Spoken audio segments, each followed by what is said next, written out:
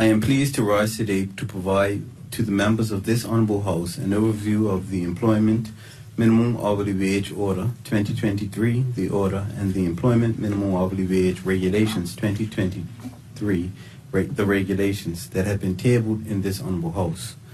Mr. Speaker, the Employment Minimum Hourly Wage Entitlement Act 2022 sets out the guidelines for the application of the minimum hourly wage and the enforcement provisions regarding adherence to the payment of a minimum hourly wage rate, amongst other things.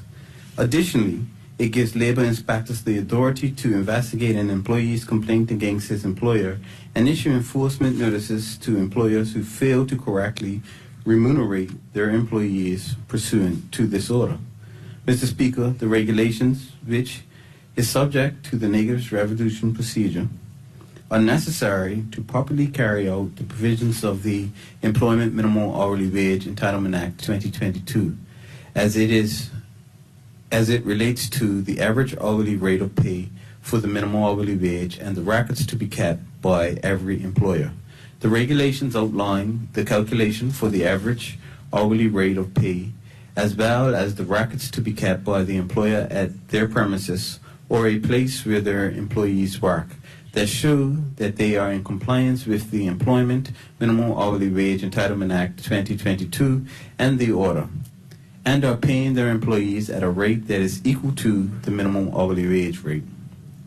Mr. Speaker, the order, which is subject to negative resolution procedure, sets out the minimum hourly wage rate for Bermuda at $16.40. The order took effect on the 1st of June 2023. Employers of low-wage earners are now required to amend their contracts and do statements of employment to ensure that they are compliant with the order. Mr. Speaker, the minimum hourly wage rate is set at the poverty threshold and may carry an inflation uplift using the average. Mr. Speaker, the order provides for a hybrid payment structure for employees who receive gratuities and service charges, and for personal service workers, barbers, hairdressers, and beauticians in accordance with the Bermuda Standard Classification of Occupations. These employees will receive a basic wage set by their employer, to which service charges, gratuities, and/or commissions will be added to guarantee a minimum hourly wage rate of $16.40. Where an employer's basic wage plus service charges, gratuities, and/or commissions do not equal the minimum hourly wage rate of $16.40, their employer will be liable to provide the difference. This guarantees that an employee will receive a minimum hourly wage rate for every hour worked. Mr. Speaker, I would like to remind the members of this Honorable House that the Employment Minimum Hourly Wage Entitlement Act 2022 entitles employees who believe that they are not being correctly remunerated to request a review of their employment records.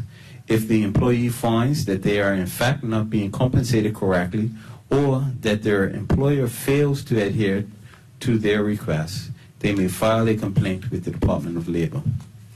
Mr. Speaker, employers who are found to be operating contrary to the Employment Minimum Hourly Wage Act 2022 will be issued with enforcement notices by an inspector requiring them to pay the difference between the current rate of pay and the minimum hourly wage, as well as awarding an additional 10% of the minimum hourly wage for each pay reference period in which they were in contravention.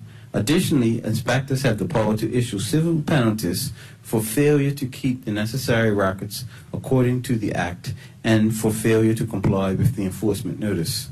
Mr. Speaker, this order, together with the Employment Minimum Hourly Wage Entitlement Act 2022 and the regulations, will ensure that persons within low-paying job categories, personal service employees, and those workplaces and industries sectors where gratuities and service charges may be provided will receive a dignified wage that will give them the ability to afford basic necessities to support themselves and their families.